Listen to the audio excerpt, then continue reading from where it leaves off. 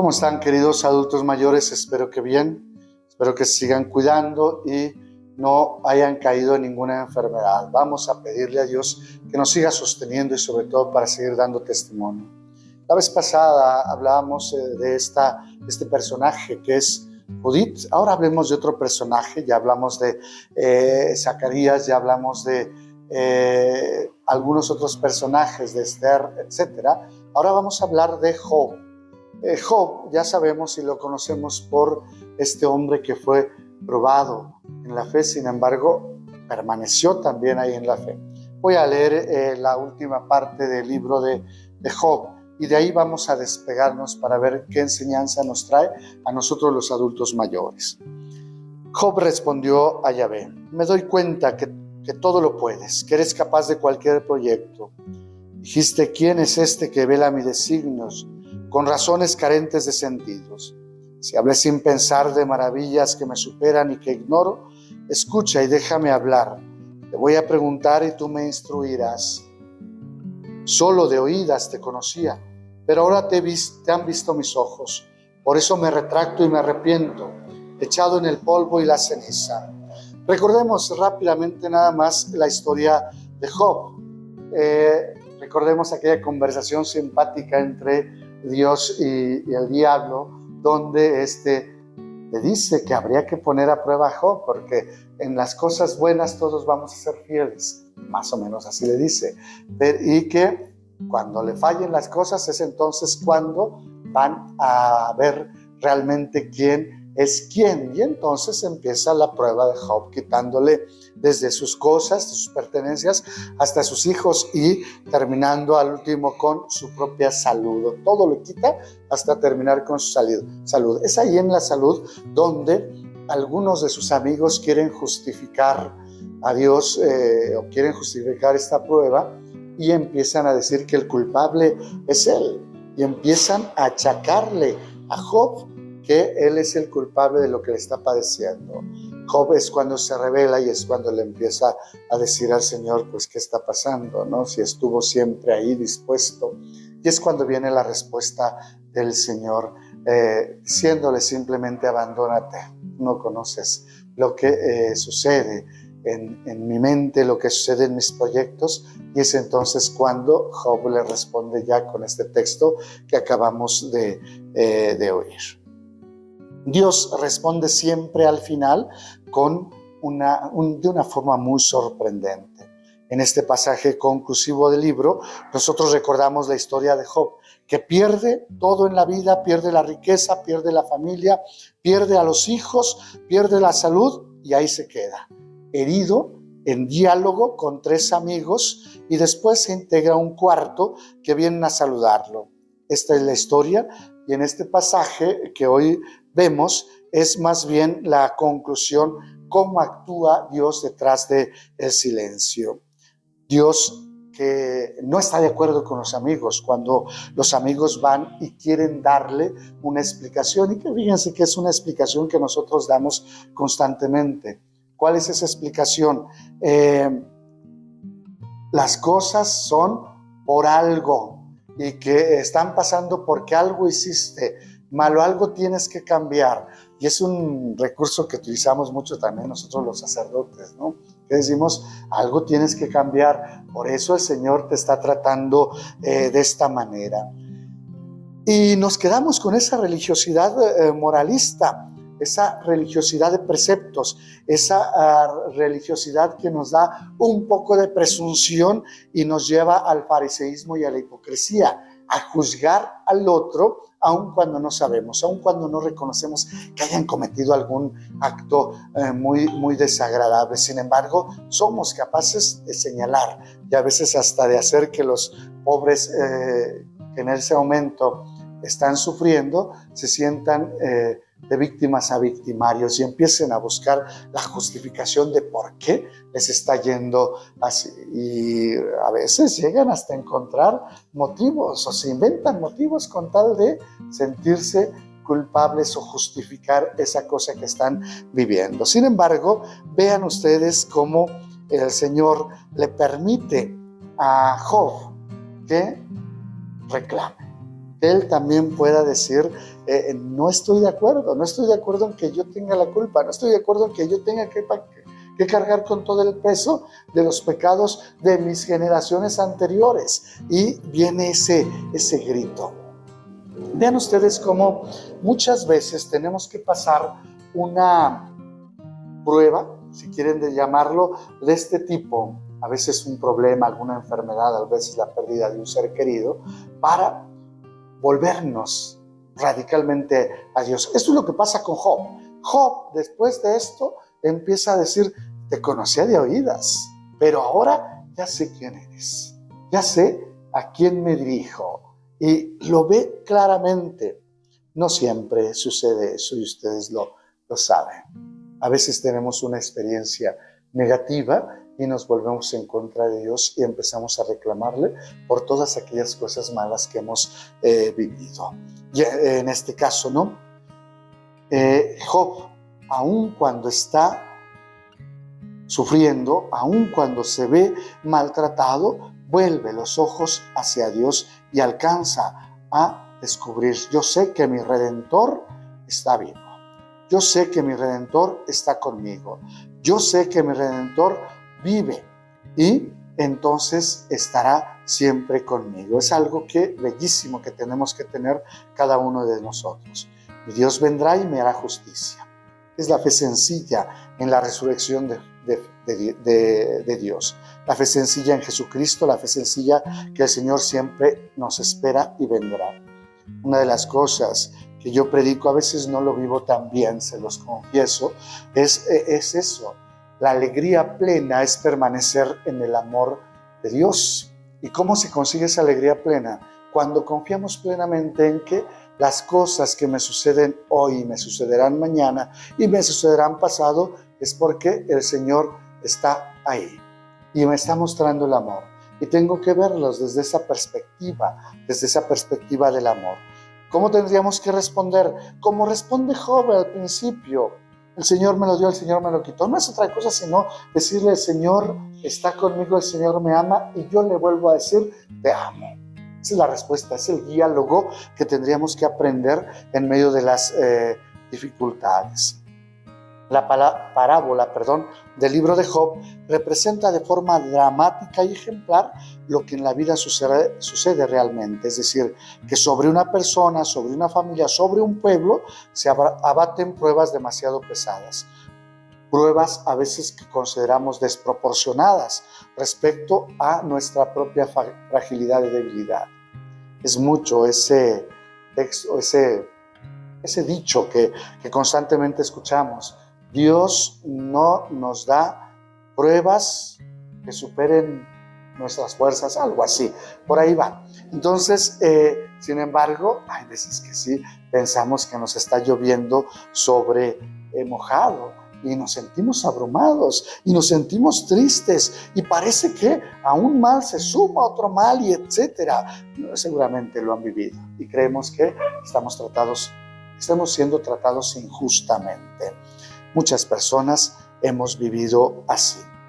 Y nos ha impresionado también su grito, pero a menudo nos hemos quedado también admirados frente a la firmeza de su fe y de su amor en su silencio. Es decir, el grito de, Señor, ¿por qué? Pero creo en ti. Señor, no es posible que me trates así, pero sigo creyendo en ti. Esa es la fe auténtica, ese es el testimonio de fe que también vemos ahora con Job. ¿Qué pasa con algunos de nosotros que nos acercamos a ellos? Miren, piensen simplemente en los padres de niños con graves discapacidades o quien vive una enfermedad permanente o el familiar que está a nuestro lado y que le ha pasado de todo. Se lo merecen. ¿Creen ustedes que se lo merecen? Y a veces queremos justificar con mucha racionalidad estas cosas, estas vicisitudes de nuestra historia. A veces queremos decirles que vean desde sus pecados, lo cual no. Yo creo que una de las cosas que dice el Papa y habría que rescatarla todos nosotros como víctimas tenemos derecho a la protesta. Es decir, cuando nos sentimos víctimas, realmente tenemos derecho a la protesta y a decirle a Dios qué está pasando, ¿no? Protestarle a Dios. Y esta protesta no es otra cosa sino una oración. Cuando tú te diriges a Dios y le dices, Señor, ¿por qué está pasando esto? No es otra cosa sino una forma de oración. Es una protesta, es cierto, pero al fin y al cabo una oración.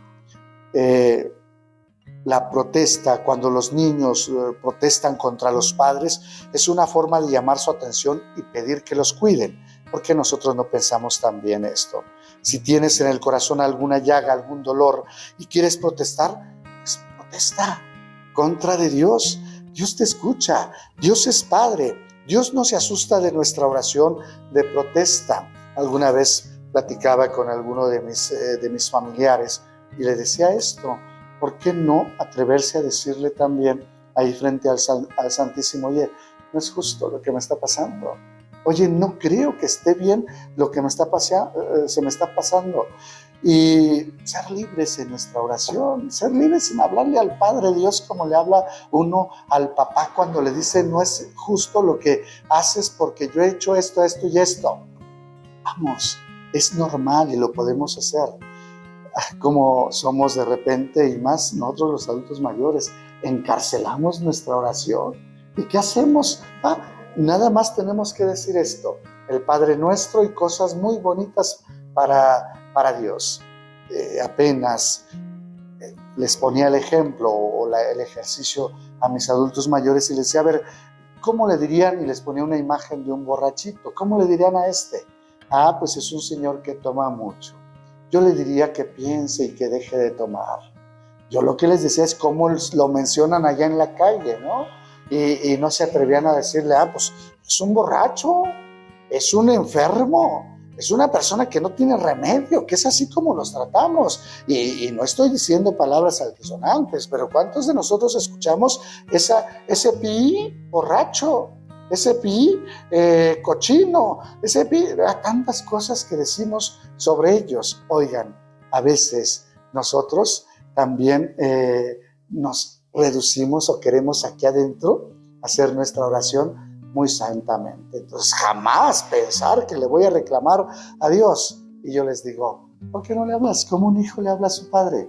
Espontáneamente. A partir de lo que estoy viviendo y a partir de lo que estoy sintiendo, yo te hablo, Señor.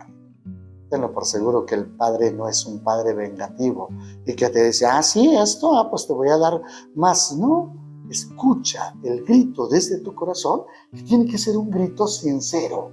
Tiene que ser un grito que le hablas y que a lo mejor lo que vas a encontrar es el silencio de Dios. Y a veces esto es lo que nos desespera un poquito más. Sin embargo, no se te olvide. Tarde o temprano va a responder. Va a responder. Y nos va a decir lo que nosotros necesitamos para seguir adelante. ¿Que no le gusta? Yo creo que sí le gusta. A Dios, aun cuando la Sagrada Escritura nos diga otra cosa, le gusta la protesta de Job. Le gusta el que Job le haya dicho por qué me está pasando esto y que le haya dado todo el argumento por qué no debería de pasarle.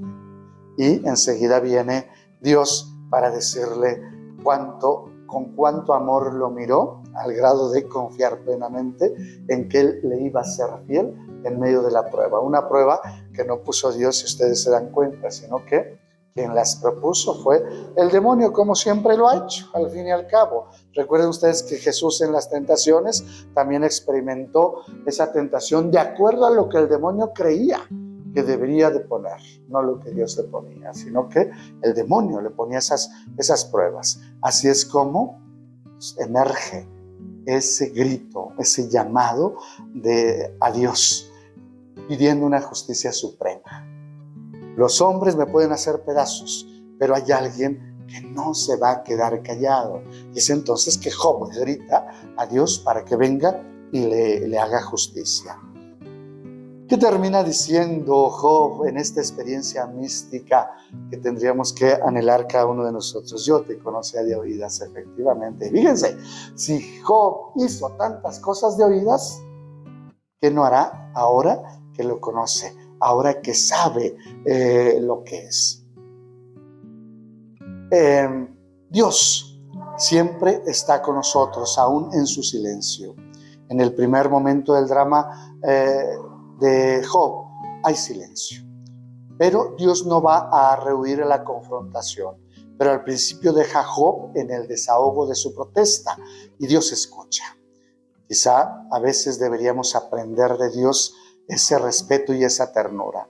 A Dios no le gusta esa enciclopedia, dice el Papa, llamémosla así, de explicaciones, de reflexiones que hacen los amigos de Job. Eso es puro, él lo llama zumo de lengua. Nosotros le diríamos habladuría, no es el adecuado. Es esa religiosidad que explica todo, pero el corazón permanece frío. A Dios no le gusta eso, le gusta más la protesta de Job o el silencio de Job, pero que brote de una sinceridad. Vean ustedes cómo con esto nos da una cachetadilla y a nosotros los curas que de repente queremos explicarle a la gente todo. Esto te está sucediendo por esto, esto sucede por esto. ¿Y por qué no dejamos también que la gente se desahogue? Porque el Señor los escucha. ¿Por qué no suscitamos también esta oración a los demás para que hablen en toda la libertad?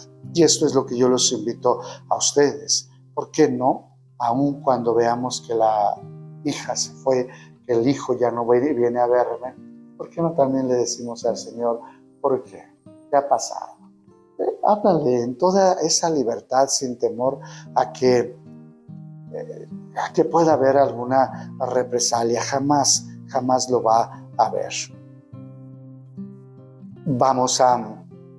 Yo creo que sería muy bueno que cada uno de nosotros encontremos ese camino, donde hablemos con sinceridad y a lo mejor así también tendríamos que hablarle a Dios. ¿Qué podemos aprender nosotros los abuelos y abuelas de tantos ancianos que como María, como Job, unen su oración, a veces desgarradora, a la oración del Hijo de Dios? ¿Se acuerdan ustedes? Padre, ¿por qué me has abandonado? Vamos, nosotros también podemos hacerlo así. Sin embargo, que nos lleve a un encuentro con el Señor. Miremos a los ancianos, miremos a los viejos, a las viejas, miremosla con amor, miremos su experiencia personal. Ellos han sufrido mucho en la vida, han aprendido mucho en la vida, han pasado muchas, pero al final debemos de conseguir esa paz. Si no has hecho esa oración de gritarle al Señor, es tiempo de hacerlo. Ese también es un camino para encontrarte con Él. Es entonces que puedes descubrirlo, que has visto al Señor o conoces al Señor solamente de oídas. Ahí es donde nosotros tenemos que llegar a encontrarnos en la paz de Jesucristo. En tus manos encomiendo mi espíritu, todo está concluido. Y te abandonas totalmente. Pero a lo mejor necesitamos encontrar ese camino que a veces tiene que ser a partir de el refutar y el de ponerte, el de la protesta ante lo que Dios ha hecho en tu vida. Así es que pues yo los invito. Vamos, hoy no voy a hacer oración con ustedes, pero sí me gustaría que terminando esta reflexión, ustedes se pusieran a hacer oración. Y si no lo han hecho, si no le han pues reclamado también a Dios, es el momento de hacerlo. Yo sé que muchos padrecitos que me escuchen no les va a gustar este consejo, sin embargo, yo se los doy a ustedes. Si tienen que hacer una protesta, hágansela.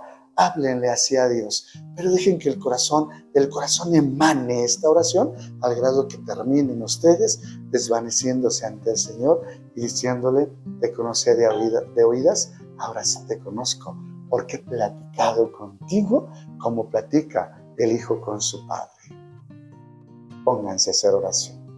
Dios los bendiga. Nos vemos el próximo viernes con la ayuda de Dios. Hola, yo soy Liz Ortega y quiero invitarte a ser parte de la nueva temporada de Somos Catequistas, un programa para evangelizadores y catequistas de la provincia eclesiástica de Tlalnepantla. En esta nueva temporada hablaremos sobre el papel del catequista en la iglesia. Conoceremos más sobre los sacramentos en la vida de los adolescentes y jóvenes y platicaremos de las fiestas más importantes de nuestro calendario litúrgico. Síguenos todos los jueves a las 17 horas por nuestra página de Facebook Somos Catequistas y por el canal de YouTube de la Arquidiócesis de Tlalnepantla. ¡Te esperamos!